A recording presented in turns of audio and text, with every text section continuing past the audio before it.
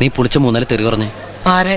എന്നോട് പറയടാ, ഒരു അത്യാവശ്യത്തിനാ. പ്രവർത്തനം നടത്തിയ സൈന്യത്തെ സമൂഹ മാധ്യമങ്ങളിലൂടെ അപകീർത്തിപ്പെടുത്തിയ ആൾക്കെതിരെ പോലീസ് കേസെടുത്തു. അടിപൊളി. ചെകുത്താൻ യൂട്യൂബ് ചാനലിന്റെ ഉടമ അജു അലക്സിനെ പോലീസ് കസ്റ്റഡിയിലെടുത്തു.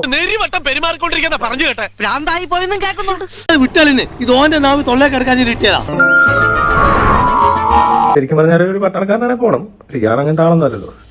എന്തോ പഴങ്ങാനാണ് പോയത് അവിടെ.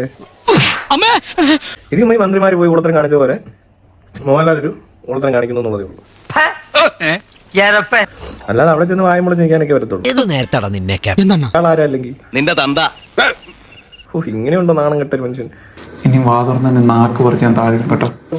ഫാൻസി ഡ്രസ് കളിക്കാൻ പോയേക്കുന്നു ദുരന്ത ഭൂമിയിൽ. മനുഷ്യര് കയറിയിരിക്കുന്നിടത്ത് കയറിയിരുന്ന് 4 കാലും വാലുമുള്ള ജന്തുവിന്റെ സ്വഭാവം കാണിക്കുന്നവനല്ലേ നീ? ഞാൻ പ്രായം നോക്കൂല മോനെ, ഈ കയ്യകലത്തുനിന്ന് മാറി നിന്ന്. ഈ അജു അലക്സിന്റെ ചെകുത്താൻ എന്ന പേജ് മുമ്പും പലതവണ ഒരുപാട് പരാതികൾക്കിടയാക്കിയ ഒരു പ്രൊഫൈലാണ്. ഇപ്പോൾ ഈ കേസെടുത്തതിന് പിന്നാലെ ആശാൻ മുങ്ങിയോ? വയനാട് പുനരധിവാസത്തിന് 3 കോടി രൂപ ധനസഹായം നൽകുമെന്ന മോഹൻലാലിന്റെ വാഗ്ദാനത്തിന് പിന്നാലെയായിരുന്നു യൂട്യൂബിലൂടെയുള്ള അധിക്ഷേപം. എന്നെ കഷ്ടല്ലേ, കോമൺ സെൻസ് ഇല്ലാത്തതിന്റെ കുഴപ്പേ. ഇവനെന്താ വല്ല വട്ടുണ്ടോ?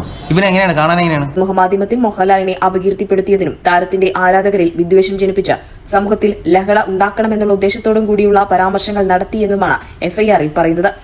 ഞാൻ ഒന്നും പറഞ്ഞില്ല. ഇങ്ങനെയുള്ള ചെറ്റകളെ എന്തിനു വീട്ടിൽ വെച്ചോണ്ടിരിക്കണം? കൈയും കാലും തല്ലി ഒടിച്ച് പട്ടിണി കിട്ടുകൊല്ലണം. താരസംഘടന അമ്മയുടെ ജനറൽ സെക്രട്ടറി നടൻ സിദ്ദീഖിന്റെ പരാതിയിലാണ് നടപടി. ഇതൊരു വലിയ പ്രവൃത്തിയെ അഭിനന്ദിക്കുന്നതിന് പകരം വ്യക്തിപരമായിട്ട് അദ്ദേഹത്തെ ഒരുപാട് അധിക്ഷേപിക്കുന്നത് കണ്ടപ്പോ,